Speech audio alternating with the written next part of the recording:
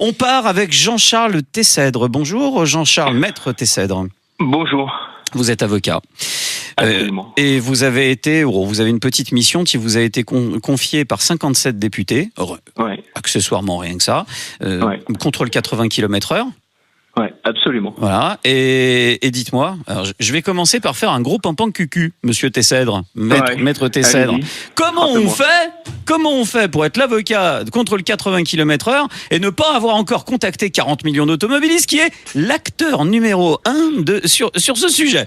Alors écoutez, je vais vous dire quelque chose.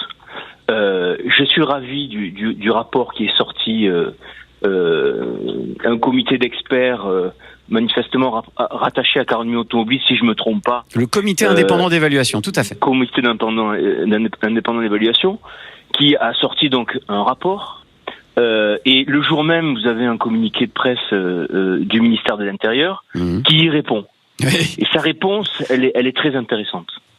Parce que en réalité, on convoque la science, on convoque les statistiques qui seraient une science exacte, et on mobilise, comme vous l'avez dit tout à l'heure, des concepts graves, des vies humaines, des morts, etc.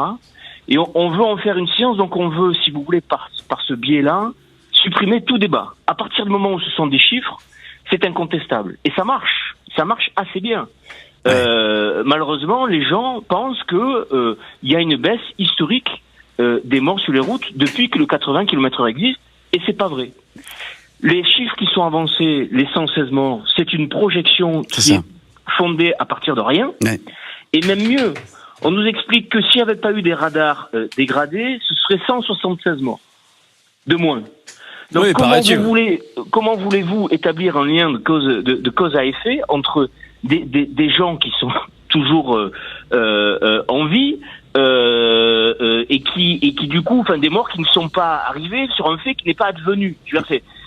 C'est mathématiquement quelque chose d'absolument aberrant. Bon, maître Tessèdre. Ce qui m'inquiète, c'est que c'est une forme de propagande au service d'une mesure qui n'est sans doute pas justifiée, mais c'est surtout la manière dont on la justifie qui me paraît très grave.